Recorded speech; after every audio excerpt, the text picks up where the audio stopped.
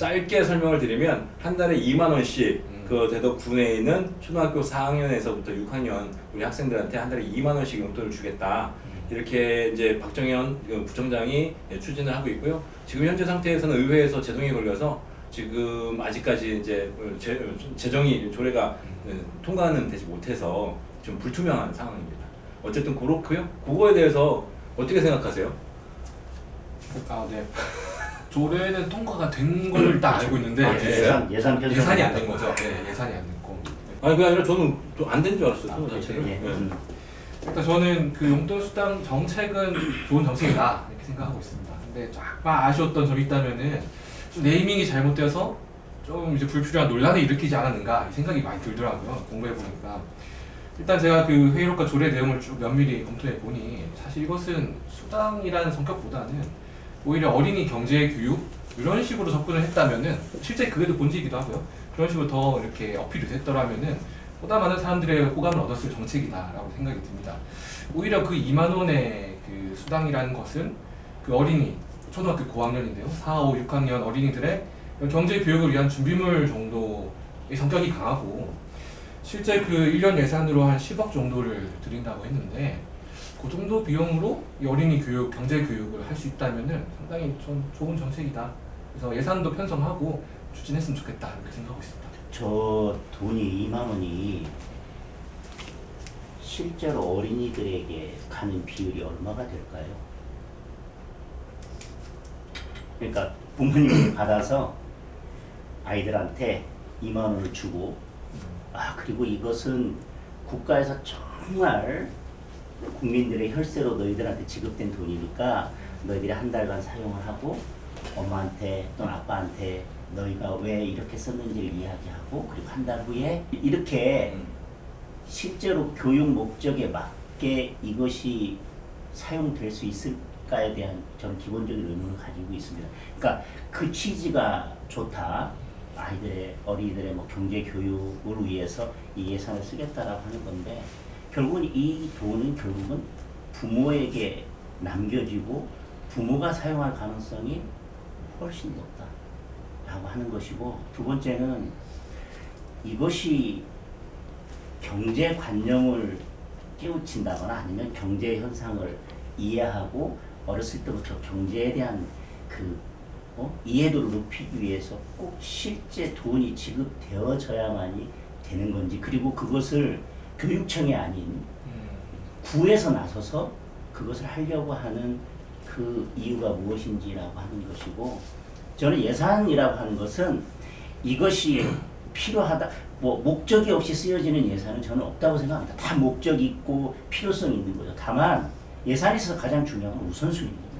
지금 대덕구의 재정 자립도나 여러 가지를 봤을 때 그리고 다른 우선순위의 사업들이 있는 것을 봤을 때 이게 예산이 적게 드냐 많게 많이 드냐가 아니라 이 예산이 어린이들의 경제관념에 대한 교육을 시키기 위해서 실제로 어린이들에게 사용되지 않을 가능성이 매우 높고 그리고 왜 이걸 교육청이 아닌 구에서 실시하는 이유도 사실 불분명한데 재정 자립도가 낮은 대덕구가 왜 이 사업에 이렇게 목매다는지 조례는 통과됐고 지난번에 예산이 통과되지 않았습니다. 사실은 민주당 의원수와 국민의힘 의원수를 따진다면 지난번에 통과됐어야 맞죠. 통과되지 않았는데도 구청장이 왜 내년 지방선거를 앞두고 이 문제에 대해서 그렇게 목을 매다는지 알 수가 없고 재원에 대해서도 뭐 여러 가지 것들이 있습니다. 단행적으로 해오던 예산들을 줄이면 이 예산은 충분히 확보 가능하다. 아까 말씀드렸지만 예산 확보 그게 문제가 아니라 그 확보된 예산을 더 급한데 더 필요한 예산이 없는지를 봐야지 이게 얼만큼 불효불급한지 우선순위에 있어서 어디에 있는지를 따지지 않고 이 예산 걱정하지 마세요. 제가 이 예산은 줄이면 이 예산 충분히 확보할 수 있습니다. 그러니까 저는 이 정책은 정당성이 있습니다. 라고 말하는 건 저는 받아들이기 어렵습니다. 하나하나 다 좀 저의 반박이 있는데 일단 부모가 사용할 수 있다. 이 지점에 대해서는 구의회 회의를 검토해 보니까 실제 그런 우려가 없던 건 아니더라고요. 실제 다른 사람이 사용하면 어떡하냐. 그렇죠. 이런 것들도 다 이미 검토가 된 사안인데 그래서 여러 가지 방안들이 있었습니다. 카드에 본인만 사용할 수 있게 특정한 사진을 받아놓든지 본인만 사용해서 확인하고 줄 수 있든지 이런 식으로 대안들을 마련했어요. 그래서 뭐 한 달에 2만 원 부모가 쓰는 우려 때문에 안 된다. 사실 그거는 너무 좀 비약적인 것이 아닌가. 2만 원이 부모에게 갈 우려 때문에 이 정책의 정당성, 효율성이 폄훼될 수 없다고 일단은 생각을 하고 예. 두 번째 경제 현상에 대한 뭐 공부 이런 점에 대해서는 역시 이제 대덕구 부회를 참고해 보니 이게 사실 좀 오해가 생길 소지가 있었던 건 맞는 것 같아요. 왜냐하면은 수당이라도 너무 강조가 되다 보니까 돈을 뿌리는 약간 현금성 이런 정책이 아니냐라는 것으로 쭉 이렇게 여론몰이가 됐는데 그 외에 그와 비슷한 비중으로 학교에서 경제 교육을 하는 예산도 같이 편성이 돼 있었고, 편성을 시도했고, 그리고 그 실제 경제 교육을 하는 강사를 초빙하는데 얼마가 드냐 이런 검토까지 했고요. 그리고 학교의 그 학생들의 자치 활동으로 해가지고 그 학급에서 회의를 하는 거죠. 이번 달 용돈 수당에 대해서는 이렇게 한번 써봅시다. 학생들이 토론을 할 수 있게 그 시간을 제공한다는 거죠. 참 저는 그게 핵심이라고 봤거든요. 그렇기 때문에 2만 원은 사실 뭐 준비물이었지 않은가 생각이 좀 들었고요. 우선순위 말씀하셨는데 역시 이것도 그 뭐 자체 검토한 그 자료에 따르면은 그 경제 효과가 투입한 것에 비해 4배의 효과가 있다라는 근거를 댔습니다. 주 사용처가 주로 학교 근처에 있을 그런 뭐랄까요 분식점 같은 뭐 소상공 업체인 것이죠. 그래서 실제 이게 대덕구 앞으로 지급되기 때문에 사실 전 대덕구도 아니고 같은 당도 아니지만 어쨌든 대덕구 앞으로 지급되기 때문에 대덕구 관 내에서 학교 주변에 어린이들이 쓸만한 곳으로 사용처가 제한되고 그곳에 이제 투입되는 예산은 돌고 돌아서 4배의 경제 효과를 가져온다는 것이기 때문에 뭐 우선순위로 봐서도 재난지원금만큼이나 효율성 있는 정책이다 이렇게 보고요. 그 왜 그럼 굳이 구에서 하느냐 뭐 이런 마지막 난관이 있었는데 뭐 누차 말씀드리지만 이제 어떤 지자체는 그런 것도 합니다. 뭐 준비물을 다 제공도 해주잖아요. 입학 축하금도 주고 준비물도 주는 지자체가 있습니다. 마찬가지 논리로 이것도 금융교육을 위한 준비물일 뿐 뭐 이게 엄청나게 가게 경제적으로 큰 도움을 주기 위한 수단이다. 거기서 약간 좀 실책이 있었던 거지 이 자체는 훼손되지 않는 겁니다. 그럼 아까 말씀하셨던 것 중에 네. 그 민주당 의원들이 더 다수인데 민주당 의원들조차도 이 예산 편성에 반대하지 않느냐. 이 부분에 대해서는 어떻게 생각하세요? 글쎄요, 뭐 저도 뭐 그 당 내부의 사정까지는 모르겠습니다. 다 같은 당은 아닙니다. 진보당 보이시죠? 거기다가 이제 포퓰리즘이다 이런 뭐 그렇죠. 뭐 그런 뭐 우려를 뭐 하는 것도 있지만 사실 선거 때는 그러면은 선거를 앞두고는 현금성 정책을 하면 안 된다라는 주장인 거잖아요. 따지고 보면은 근데 이건 앞뒤가 좀 맞지 않는다 생각합니다. 왜냐하면은 사실 우리나라에 1, 2년 간격으로 선거가 없는 연도가 거의 없죠. 뭐 매해마다 뭐 크고 작은 선거는 있어 왔고 앞으로도 있을 겁니다. 그런데 그렇게 되면 지금도 추진되고 있는 뭐 직접 지원성 정책에 대해서 추진을 아예 하지 말아야 되느냐, 그럼 언제 해야 되느냐는 질문이 담게 되는 것이거든요. 정책의 효율성, 뭐 가치를 따져서 옳다고 판단되면은 뭐 그것이 선거와 관련됐다고 이제 갖다 붙일 수는 있겠지만 그렇게 되면 진짜 현실적인 문제가 발생을 하겠죠. 아예 그런 지원을 하지 말라는 것이냐, 좀 아니라고 봅니다. 저는 뭐 이것이 예를 들면 직접적으로 선거를 위해서만 뿌려진다 저는 그렇게 생각하지는 않습니다. 예, 말씀드렸지만 구의원이나 이런 정치인들만큼 민심에 민감한 사람들은 없거든요. 근데 민주당 의원이 다수인데도 불구하고 지난번에 통과되지 못한 것은 민심이 그렇게 누구라도 이걸 지급하는 것에 찬성하는 분이 많다라고 읽히지 않는다는 겁니다.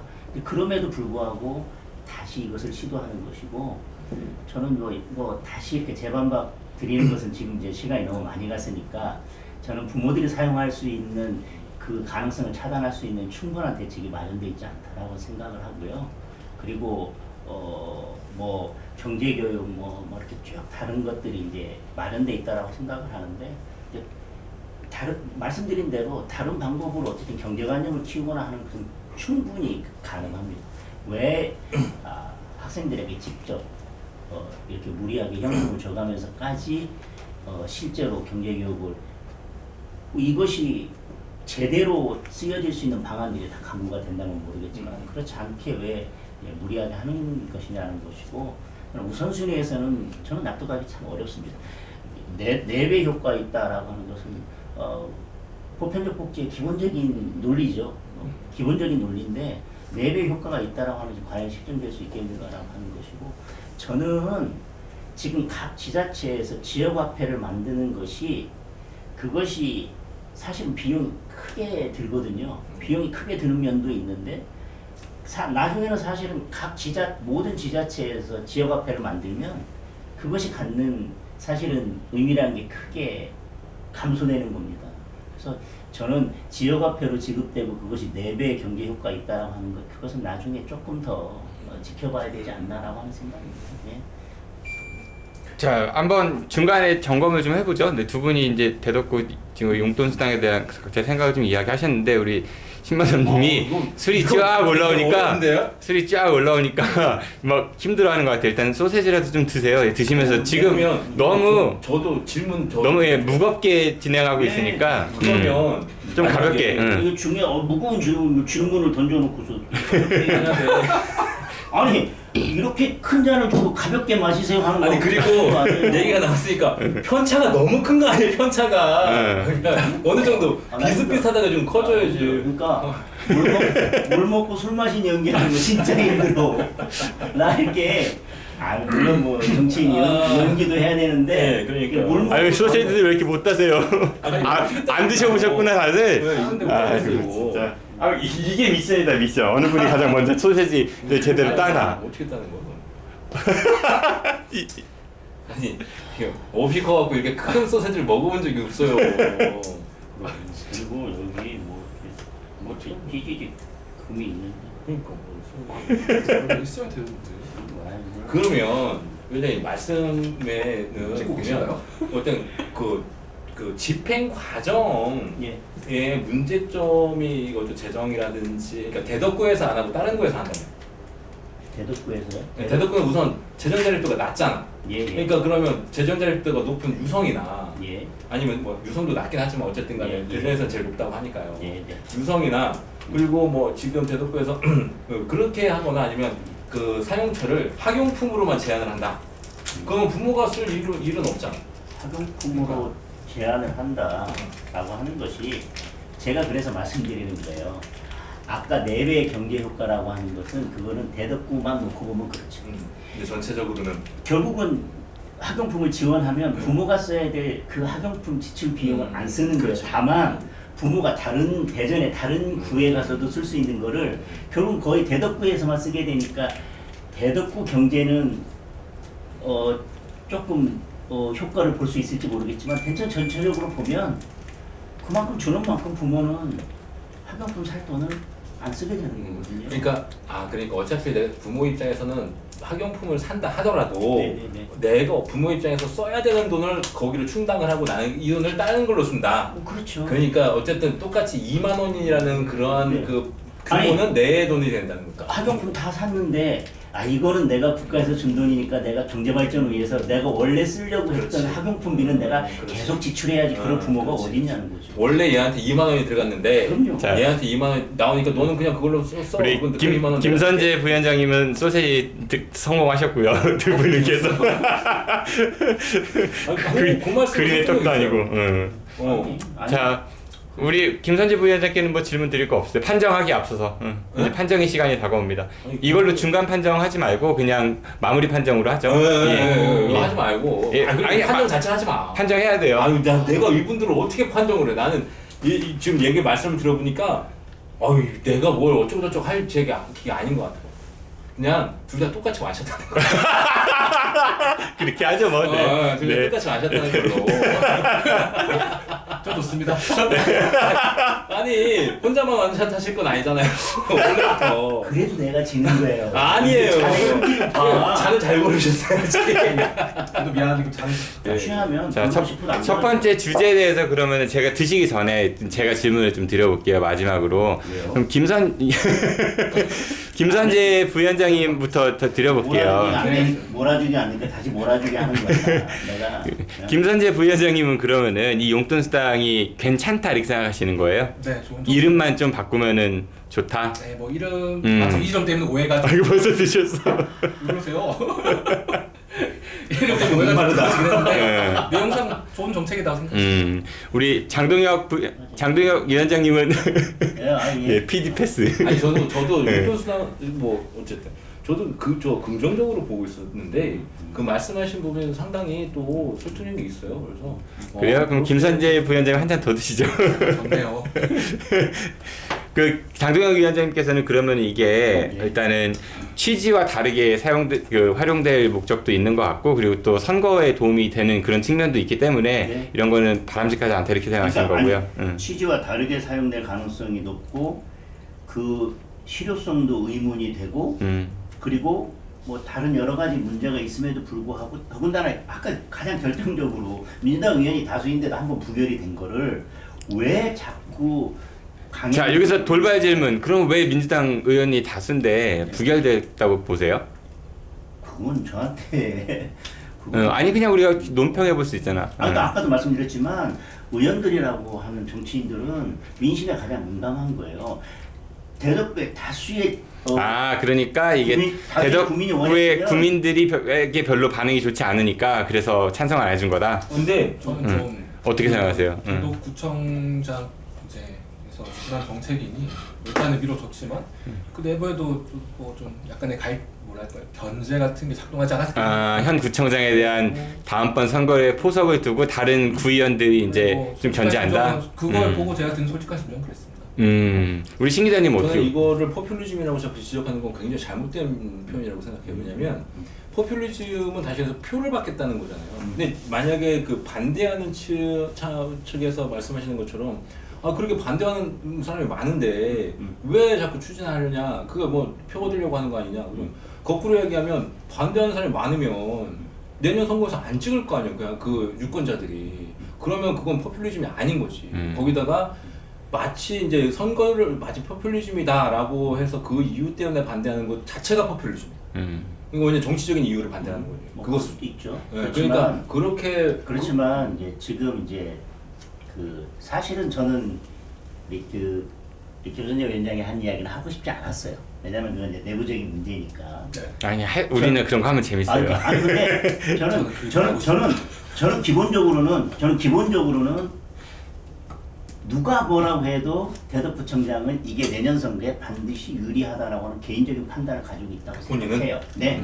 그런데 이것이 안 된 거는 사실은 국민들의 의견은 한쪽으로 확 쏠리거나 이렇게 되진 않았어요. 근데 아까 내부적인 그런 문제도 있어요. 그렇지만 박정현 청장 개인은 이것은 내년 선거에는 본인은 반드시 유리하다고 생각하고 있다고 저는 개인적으로 생각해요. 그런데 그것이 다른 어떤 이유에서든 막혔어요. 그런데 예를 들면 그러면 구청장으로서 어쨌든 아무런 정책도 하지 말라는 거냐라고 하는 그 부분에 대해서는 저는 뭐 그것까지는 아니에요.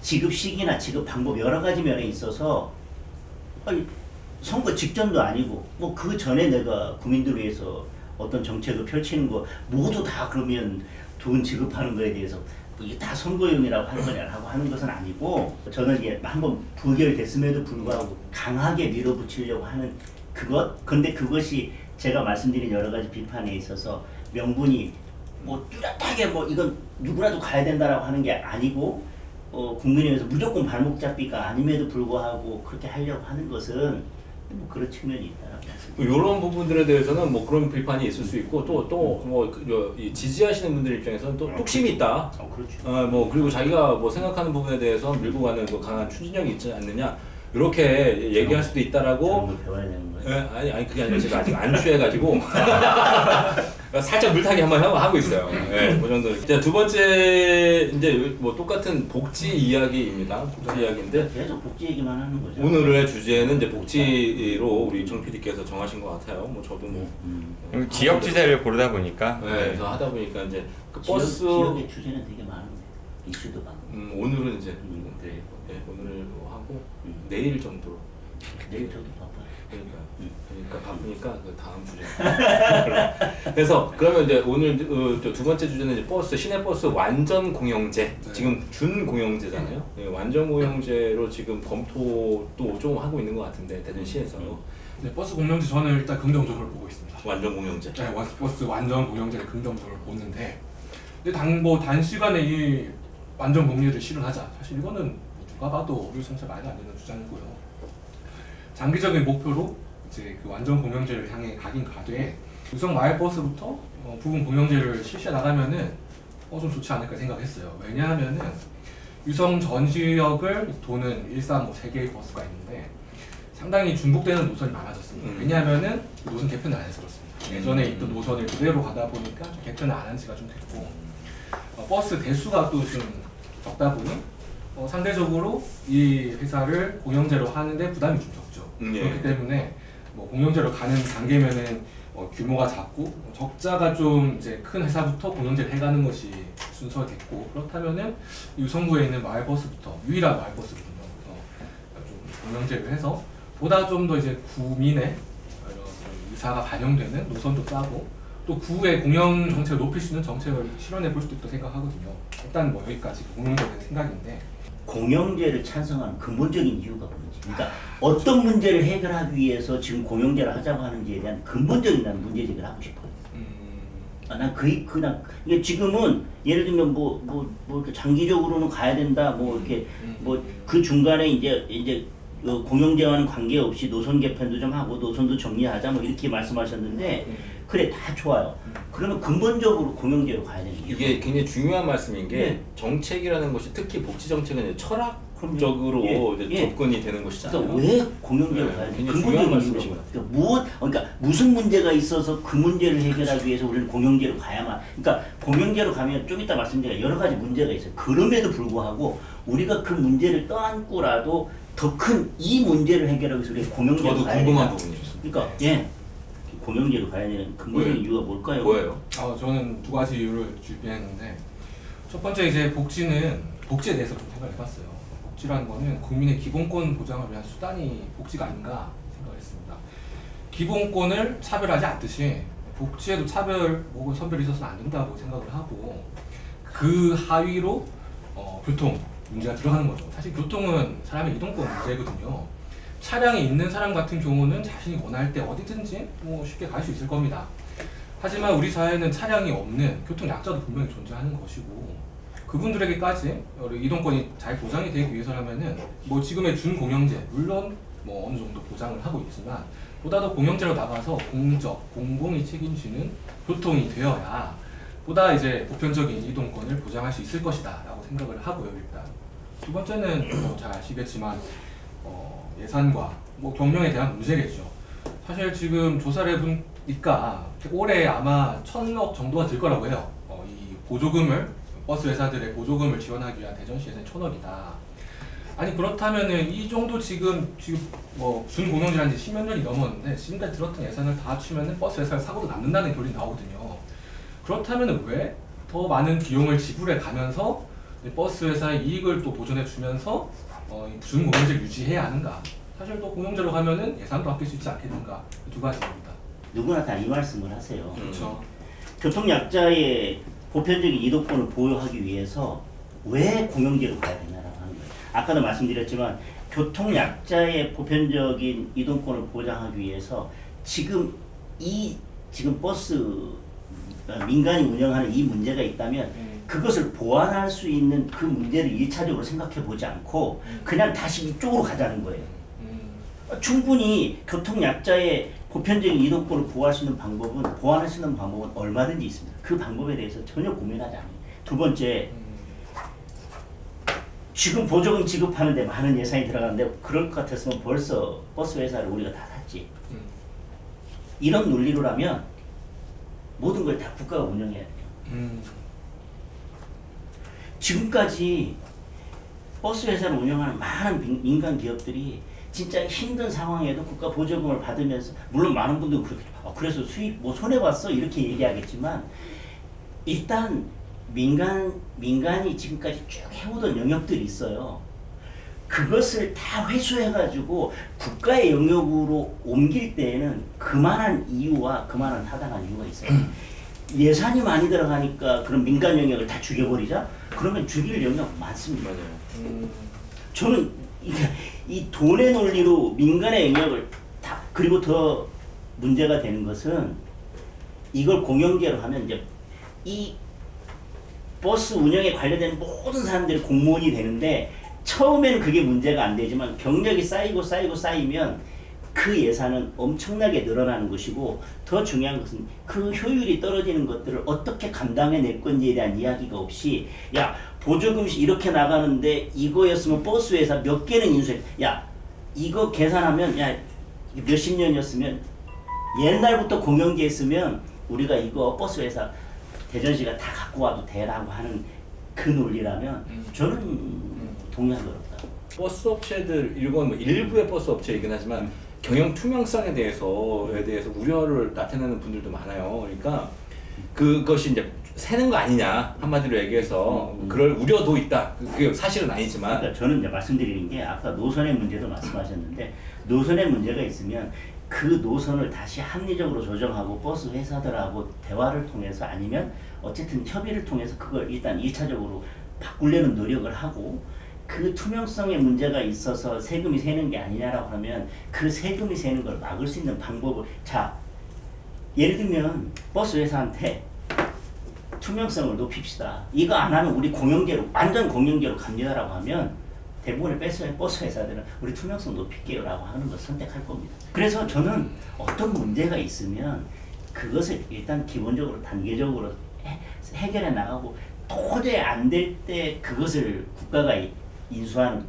공영의 방식이라고 하는 것이 맨 마지막으로 논의가 돼야 되지 이런 문제가 있으니까 아우 그냥 다 귀찮으니까 그냥 우리 야 국가가 다 해 라고 하는 저는 그런 방식은 예, 좀 여기서 더 나가면 작은 정부 이런 얘기가 이제 저는 들어오기 기본적으로 시작하는데 그렇죠. 저는 기본적으로 그렇죠. 지금 도시철도 같은 경우에는 이제 1호선이 이제 운행을 하고 있고 2, 3호선이 이제 가고 있잖아요. 신바다님, 우리 김선재 부회장님 얘기를 공사라는 공사라는 제가 저 얘기를 하려고 했거든요.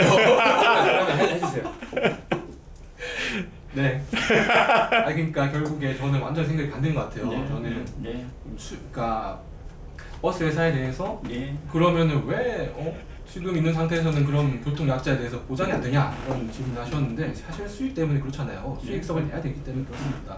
말씀하셨듯이 도시철도공사, 도시교통공사가 있는 다른 타 도시도 있지만 저는 이제 버스가 대중교통수단으로서 아주 기본적인 아주 시민들의 기본적인 이동 수단이 된다 생각하고 그렇게 된다면은 우리가 보도블로그 걸어가면서 돈을 안 받지 않습니까? 도로를 이용해서 돈을 안 받죠. 마찬가지죠. 버스도 그 정도의 급이 된다. 아니 지하철은 그 교통공사에서 관리하기 때문에 노약자에 대해서는 무상으로 탈 수가 있죠. 하지만 버스는 안 되지 않습니까? 버스가 안 되는 이유가 뭔데요? 아니 그러니까 지금 수익성 보장의 그 논리에서 뭐 장애인에 대한 무상이라든지 청소년 무상이라든지 이런 거는 전혀 접근이 안 되고 있는 과정에서 누구나 접근 가능한 교통수단으로 이제는 버스가 자리되긴 했고 그에 걸맞는 위상으로서 자리를 제대로 잡아주는 거죠. 그게 공영제로 가는 길이라고 보는 거거든요. 아니 오히려 그 전에 문제가 더 많았기 때문에 준 공영제로 왔던 건 인정하셔야 되는 거잖아요. 그러니까 준 공영제로 왔더니 여전히 문제가 있으니까 무조건 공영제로 가야 된다라고 하는 거는 또 다른 문제를 야기한다는 거예요. 그래도 그냥 완전 민간에 맡겼다가 준 공영제로 와서 아직도 여전히 문제가 있어. 그런데 노선이라든지 다른 문제를 해결하려고 하는 진지한 노력을 해본 적이라도 있냐는 거예요. 정치는 어쨌든 이게 철학의 문제이기 때문에 이것은 뭐 근본적으로 이게 접점을 찾기가 좀 쉽지는 않은 부분이긴 하죠. 자, 그래서 그러니까 접점을 찾으려고 여기서 노력하지 마시고 다음 주제로 넘어가시는 걸로 하시죠. 그래. 예. 그러면 이제 다 이제 나는 미리 물 좀 부을게요. 네. 제가 물 받아 드릴게요. 우선 1차적인 목표가 뭐세요? 우선 1차적인 목표는 우리 김선재 부위원장님도 대전시장이시잖아요. 아 당선에 대한 목표요? 네. 아 시장은 아직 뭐 토론 중입니다. 네. 왜요? 아니 본인께서 그러면 앞으로 이제 정치인으로서 정치를 해나가시는 거잖아요. 저는 다음번 국회의원 선거가 일단은 더 목표. 예. 알겠습니다. 그 이제 1차적인 목표가 대전시장 당선이신 거잖아요. 내년. 네. 그렇죠. 네. 그러면 자, 내가 대전시장이다. 혹은 뭐 내가 대전시의 국회의원이다. 예, 됐다. 그랬을 때 내가 혹은 국회의원으로서 우리 시장에 도움을 주고 싶다. 아니요. 했을 때 그 내가 그러면 대전시장으로서 꼭 하고 이런 복지 정책, 오늘 복지 얘기니까 복지 정책은 하고 싶다. 어떤 게 있으세요? 우편 선별 이런 얘기 하고 싶지 않고요. 네. 맞춤형이라고 얘기하고 싶어요. 복지라고 하는 거는 지금 어떤 문제가 발생했을 때 그걸 가장 효율적으로 국가가 개입해서 어떻게 국민에게 도움을 줄 수 있는지에 대한 방향을 찾는 것이지 보편복지가 무조건 없고 선별복지가 무조건 맞다라고 생각하지는 않아요. 저는 맞춤형 복지인데 저는 그럼 어디에 초점을 맞추고 싶냐면 저는 어린이요. 가장 소외받고 있고 그리고 제가 정치인으로서 아니면 예전에 법원에 판사로서 근무하면서 느낀 것은 우리가 지금 이렇게 건강하지 못한 가정들이 있습니다. 여러 이유로. 근데 거기에서 자라는 어린이들은 자녀들은 사실은 일반적인 가정에서 누리는 것들을 다 누리지 못할 때도 있고 또는 그것들이 사회 문제를 일으킬 때도 있고 그것이 잘 적절히 관리되지 않아서 계속적으로 사회 문제를 반복하는 경우가 있어요. 근데 그거에 대해서 저는 조금 체계적으로 관리할 수 있는 복지 시스템을 만들고 싶다는 게 제 생각입니다. 젊은 사람들이 결혼하기 전부터 예를 들면 생애 주기별. 그렇죠. 그러니까 결혼하기 전부터 결혼에서 중요한 건 무엇이고 자녀는 어떻게 교육하고 그리고 건강한 가정생활을 어떻게 영위해 나가는 것에 대한 교육 그리고 혹시 그것이 문제가 있어서 뭐 서로 이제 이혼을 하게 되더라도 자녀의 복지를 위해서는 어떤 이혼을 해야 되고 어떻게 그 갈등을 마무리해야 되는지라고 하는 것 그리고 사실은 그런 가정들 그런 환경들이 있다 보면 사실은 사회에 잘 적응하지 못하는 어린이들이 생길 수도 있는데 그 어린이들에 대해서 그냥 당신들이 낳고 당신들이 키웠으니까 당신들이 다 책임지세요가 아니라 그걸 국가가 나서서 어떻게 책임질 것인가에 대한 진지한 고민 그리고 그것은 단순히 개인이 다 맡아야 될 영역이 아니라 국가가 나서서 함께 해야 될 영역이라고 하는 그 문제의식을 가지고 전체적인 그 부분을 해결할 수 있는 저는 시스템을 만들고 싶어요. 돌봄과 출산 육아. 그렇죠. 근데 그게 돈으로 해결되는 게 아니라 네, 알겠어요. 뭐 교육도 포함하고 또 네. 문제 있는 어린이들을 국가가 그렇죠. 이렇게 돌볼 수 있는 아이는 그런 마을이 그 키운다. 네. 예를 들면 네. 제가 나름대로 똑똑해요. 아니, 저는 이제 그걸 보고 싶어요. 네. 네. 우리 김선재 부위원장님 자 내가 뭐 시장이 됐다, 네. 뭐 국회의원이 됐다, 네, 될 거잖아요. 돼야죠. 일단 저는 그 맞춤형이라는 말 자체는 선별의 다른 말과 같은 말과 같은 말이다 생각을 그렇죠. 합니다. 예, 예. 맞춤형은 사실 선별을 하자는 얘기잖아요. 근데 뭐 선별과 보편을 구분하지 말자 하시는데 사실 그거는 맞춤형이라고 하는 순간 이건 선별의 의미를 포함하고 있다 생각하고 저는 보편으로 가야 된다 생각합니다. 앞서 말씀드렸듯이 복지는 국민의 기본권을 보장하기 위한 수단이 된다고 생각을 해요. 기본권에 차별이 없듯이 복지도 차별이 없어야죠. 국민의 기본권은 이동권을 비롯한 여러 가지 기본권이 있겠죠. 저는 처음에 생각했던 복지 정책이라 하면은 무상 버스가 도입될 때 되지 않았나 생각을 하고 있습니다. 실제 다른 지자체들 중에서는 무상 버스를 하는 곳도 있습니다. 물론 부분적이긴 하죠. 장애인, 청소년, 노약자, 또 고령의 어르신들은 무상으로도 합니다. 왜 가능한가? 그것들은 또 공영제랑 그 맥을 또 같이 하는 게 있거든요. 즉 버스라는 것은 꼭 다 도심지에 사는 분들만 계신 게 아닙니다. 뭐 버스를 타기조차 힘든 분이 계시고, 그러니까 물리적으로 탑승하기가 아니면 거리가 멀어서 그런 분도 계시고, 횟수가 적어서 여러 가지 문제가 있죠. 그런 분들은 여러 가지 기본권에서 소외될 수가 있는데 그런 것들을 우리가 소외되지 않게 하기 위한 것이 복지다. 그러므로 그런 분들만 소외되지 않게 하는 게 선별적 아닌가요? 아니, 보편으로 해야 복지라고 하는 거는 국가의 도움이 필요한 그러니까 사람에 대한. 김선재 부위원장 얘기는 그런 분들 포함해서 전부다. 그러니까 근데 지금 말씀하시는 거에 오해가 있는 게 그런 도움이 필요하지 않은 분들도 있어요. 그러니까 그 아는 분들까지도 같이 왜? 이렇게 네. 왜? 무상으로 하자라는 게 이제 그러니까 말씀이시는 거잖아요. 국가의 도움이 필요하지 않은 분들한테까지도 왜 국가의 도움을 줘야 되고 이렇게 태어난 대한민국 국민의 대한민국 국적을 가진 국민 이상 국가가 책임지고 보호할 의무가 있다 생각을 해요. 물론 근데 이제 보호의 필요성이 없는 사람은요? 그러니까 보호의 필요성이 없다는 세금 기준이 내잖아요. 아유, 세금 낸다고 보호의 필요성이 있는 건 아니죠. 인간의 존엄성이라는 문제가 있죠. 인간의 그러니까 존엄성 앞에 아니 너는 보호가 필요 없어, 너는 보호가 필요해라고 누가 또 재단을 할 수 있겠습니까? 아까 공영제 얘기가 나왔으니 같은 맥락에서 무상버스가 부분적으로 도입되면 좋겠다. 한 가지 더 생각하기가 왔는데요.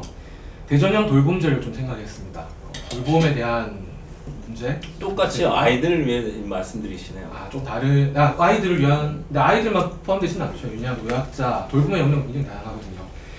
대전 사회서비스원 직영으로 국공립 사회복지시설을 좀 더 확충할 필요가 있겠다. 그리고 사회서비스원 재가센터가 지금 없는 구들이 있어요. 동구, 대덕구, 중구 이런 데는 없거든요. 이런 데는 꼭 설립이 돼야 된다. 돌봄의 질을 높이기 위해서 민간에 위탁됐던, 그리고 그 계약이 끝난 것들은 이제 점차 공용으로 전환을 하고, 거기 일하는 분들, 돌봄 노동자들의 지위를 보장하기 위해서 그분들의 지위도 뭐 준공무원 정도로 보장을 하지 않나. 그래야지 돌봄의 질이 높아지고 국민들의 돌봄 노동, 돌봄 서비스도 국가가 책임지고 지자체가 책임지고 할 수가 있겠다 이 생각이 듭니다. 아는 것이 힘이다. 시즌 13 최악의 만찬 오늘 첫 번째 순서였습니다. 최악이네.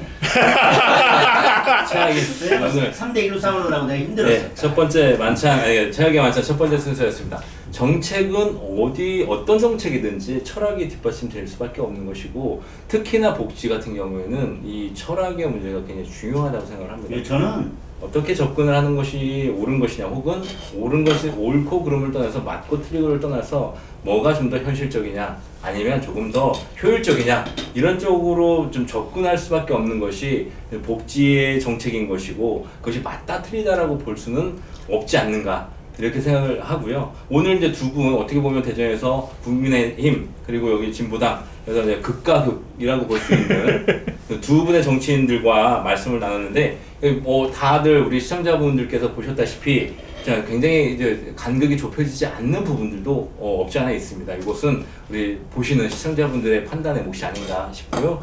오늘 방송으로 해서 우리 시청자분들께서 좀 더 이렇구나, 이런 부분들에 대해서 우리가 생각을 해볼 필요가 있다, 이런 정도의 우리가 이야기를, 공감대를 좀 나눌 수 있었으면 좀 좋은 시간이 아니었나 이렇게 생각이 되고요.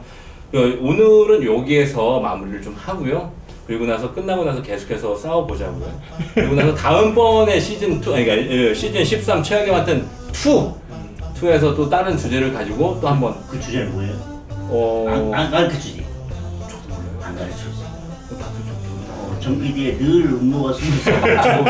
저 양반도 모를 것 같아. 그래서 정 PD 음모가 숨어있기 때문에. 그때. 그럼 형님, 원래. 형님. 아니, 들켰다. 위원장님.